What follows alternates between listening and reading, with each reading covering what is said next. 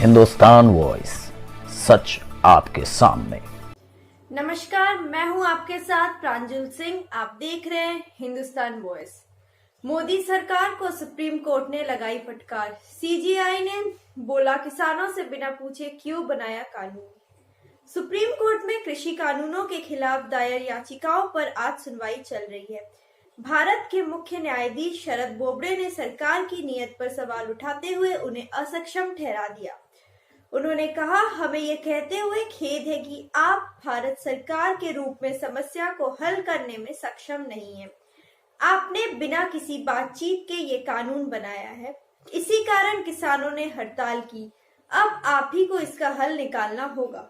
सर्वोच्च न्यायालय ने विचार किया है कि कृषि कानूनों पर कुछ समय के लिए रोक लगानी चाहिए। वो सरकार और किसानों पर बीच चल रही बातचीत से असंतुष्ट है। किसानों की तरफ से दुष्यंत दवे वकालत कर रहे हैं। Chief justice of India एस.ए. Bobde ने अटॉर्नी जनरल के वेणुगोपाल को फटकार लगाते हुए कहा कि कोर्ट को नहीं लगता कि सरकार मामले को सुलझाने में सक्षम रही है।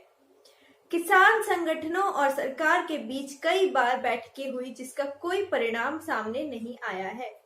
किसानों ने 26 जनवरी के दिन एक बड़ी ट्रैक्टर रैली निकालने का ऐलान किया है। अगर अगले 2 हफ्ते में सरकार किसानों को समझाने में सफल नहीं होती है या फिर तीनों कानून वापस नहीं लेती है तो किसान संगठनों के दावे के मुताबिक इस देश का सबसे बड़ा किसान मार्च गणतंत्र दिवस के मौके पर किया जाएगा। चलिए बढ़ते हैं दूसरी खबर की ओर। एएनआई का दावा निकला झूठा।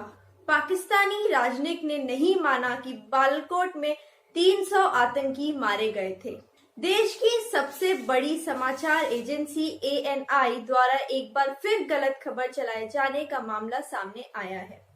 एजेंसी ने फर्जी तरीके से दावा किया कि पाकिस्तान के पूर्व राजनयिक ने बालाकोट में हुई मौतों की पुष्टि की है। एएनआई के इस फर्जी दावे का खुलासा फैक्ट चेक करने वाली वेबसाइट बूमलाइव ने किया है। बूमलाइव की चेक स्टोरी के मुताबिक एएनआई की रिपोर्ट में पाकिस्तानी राजनयिक जफर हिलाली के हवाले से बालाकोट एयर स्ट्राइक में 300 आतंकियों के मारे जाने का दावा गलत है। वेबसाइट ने खुलासा किया है कि एएनआई ने जफर हिलाली के इस वीडियो के आधार पर यह दावा किया था वो एडिटेड था।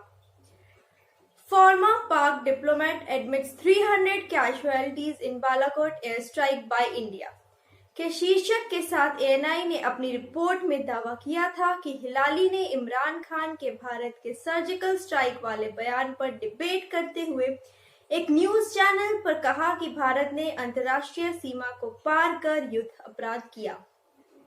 इसमें हमारे 300 लोग मारे गए। हमने क्यों नहीं भारत पर हमला किया? इसलिए नहीं किया न क्योंकि हम यह स्वीकार किया कि सर्जिकल स्ट्राइक लिमिटेड एक्शन हो। देखो देखो कोई नहीं मरा। एएनआई की इस रिपोर्ट के बाद भारत के कई मीडिया संस्थानों ने भी ये दावा किया, लेकिन बूमलाइव ने इस दावे की पड़ताल की तो जफर हिलाली का वीडियो एडिटेड पाया गया। जफर हिलाली का जो ओरिजिनल वीडियो है उसमें वो भारत की 300 लोगों को मारने की मंशा के बारे में बता रहे हैं और कहते हैं कि भारत इसमें फेल हो गया। हिलाली आगे भारत पर फुटबॉल फील्ड पर बॉम्बिंग करने और 300 पाकिस्तानी को मार गिराने के फर्जी दावे करने का आरोप लगाते हैं। हिलाली पाकिस्तान पर भी गुस्सा करते हैं कि कैसे भारत के इन दावों पर पाकिस्तान चुप रहा। भारतीय मीडिया में चल रहे गलत दावों का जफर हिलाली ने आपत्ति दर्ज की है। उन्होंने ट्वीट कर लिखा, यह रिपोर्ट हम टीवी पर हुई डिबेट के एक भाग के आधार पर प्रकाशित की गई है, जो गलत है। चलिए बढ़ते हैं दूसरी खबर के ओर। कृषि मंत्री के गांव के किसानों ने दी धमकी, बीजेपी का ऐसा हाल करेंगे कि एमपी में अब चुनाव नहीं लड़ पाएगी। कल किसान संगठनों और मोदी सरकार के केंद्रीय मंत्रियों के बीच 8वें दौर की बैठक हुई है, लेकिन इस बैठक में भी सरकार और किसान नेताओं के बीच कोई सहमति नहीं बन पाई है। जहां केंद्रीय मंत्रियों ने साफ तौर पर कहा कि हम कानून वापस नहीं लेंगे, वहीं किसान नेताओं ने भी चेतावनी देते हुए कहा है, या मरेंगे या जीतेंगे। इसी बीच अब केंद्रीय कृषि मंत्री नरेंद्र सिंह तोमर के गांव से दर्जन भर किसान सरकार के खिलाफ चल रहे इस आंदोलन में शामिल होने पहुंच गए हैं। कृषि मंत्री के गांव से आए किसानों का कहना है कि किसान ये प्रदर्शन इसलिए कर रहे हैं क्योंकि वो कानूनों से परेशान हैं। अगर ये कानून उनके पक्ष में होते तो वो दिल्ली में आकर आंदोलन क्यों करते। अब किसानों ने हर दिशा से पीएम मोदी को घेर लिया है। जिस तरह से भगवान राम ने रावण की लंका को घेरा था, उस वक्त जो हाल रावण का हुआ था, वही हाल आज पीएम मोदी का होने जा रहा है। हम कृषि मंत्री नरेंद्र सिंह तोमर से ये कहना चाहते हैं कि अगर आप किसानों के हित में हैं, तो उनके लिए खड़े हों, अपना पद छोड़ दीजिए और किसानों के हित की बात कीजिए। अन्यथा आप भी जब ग्वालियर में आएंगे तो वहां पर आपको भी घेरा जाएगा। मोदी सरकार कह रही है कि कानून किसानों के हित के लिए लाए गए हैं, लेकिन यह कानून अगर किसानों की आत्महत्या का कारण बनते हैं तो इसमें किसका हित है।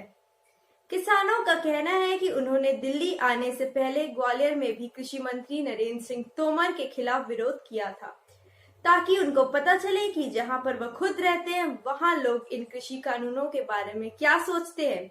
लेकिन कृषि मंत्री मध्य प्रदेश छोड़कर दिल्ली भाग आए हैं। मध्य प्रदेश से आए इन किसानों ने कहा कि हम कृषि मंत्री नरेंद्र सिंह तोमर की ऐसी स्थिति कर देंगे कि वो अब मध्य प्रदेश से चुनाव नहीं लड़ पाएंगे। चलिए बढ़ते हैं दूसरी खबर की ओर। बीजेपी एमएलए बोले, किसानों के भेष में चोर लुटेरे पिकनिक मनाने आए हैं, चिकन मुर्गा खाकर बर्ड फ्लू फैला रहे हैं। दिल्ली में चल रहे किसान आंदोलन को बदनाम करने के लिए भारतीय जनता पार्टी के नेताओं द्वारा अजीब गरीब बयान दिए जा रहे हैं। कई आपत्तिजनक बयान दिए गए हैं। कई भाजपा नेता किसान आंदोलनकारियों को आतंकवादी और खालिस्तान करार दे चुके हैं। इसके बावजूद भी किसानों के हौसले बुलंद हैं। दिल्ली में लगातार गिरते पारे और बारिश के बावजूद सड़कों पर किसान पूरी हिम्मत और जोश से डटे हुए हैं। अपने अधिकारों की लड़ाई लड़ रहे किसानों के लिए कई सामाजिक संगठन बढ़ चढ़कर आगे आ रहे हैं। अब तक सरकार और किसान संगठनों के बीच 8 चरणों की बातचीत हो चुकी है, लेकिन दोनों ही पक्ष अपने फैसले पर अड़े हुए हैं। बीते 1.5 महीने से दिल्ली की सीमाओं पर डटे हुए किसानों में अब तक ठंड और अन्य कारणों के चलते 50 से भी अधिक जानें जा चुकी हैं। लेकिन भाजपा नेता किसान आंदोलन को पिकनिक बताकर शर्मनाक बयान देने से बाज नहीं आ रहे। अब इस कड़ी में भारतीय जनता पार्टी के प्रदेश महामंत्री और राजंग मंडी के विधायक मदन दिलावर का नाम भी जुड़ गया है। उन्होंने किसानों को लेकर विवादित बयान दिया है। भाजपा नेता मदन दिलावर का कहना है कि आंदोलन नहीं, ये एक पिकनिक है। इस आंदोलन में किसान भेष बदल बदल कर आ रहे हैं, जिसमें कई आतंकवादी और चोर लुटेरे भी हो सकते हैं। ये सब लोग देश को बर्बाद करना चाहते हैं। भाजपा नेता ने कहा है कि भारत में बर्ड फ्लू फैलाने में किसान आंदोलन का भी बड़ा हाथ है। किसान आंदोलन में बैठे किसान हर रोज चिकन बिरयानी समेत लजीज खाना खाकर पार्टियां कर रहे हैं, जिससे देश में बर्ड फ्लू फैलने का खतरा और भी बढ़ गया है। इस आंदोलन में किसान मजे कर रहे हैं। मैं सरकार से अपील करना चाहता हूं कि इन आंदोलनकारियों को जल्द से जल्द हटाया जाए। ये आम जनता को परेशान कर रहे हैं। अगर ये किसान आसानी से नहीं मानते हैं तो ठीक है, वरना उनके साथ सख्ती से पेश आया जाए, ताकि देश को बर्ड फ्लू के प्रकोप से बचाया जा सके। आज के लिए इतना ही। देखते रहिए हिंदुस्तान वॉइस। हिंदुस्तान वॉइस, सच आपके सामने।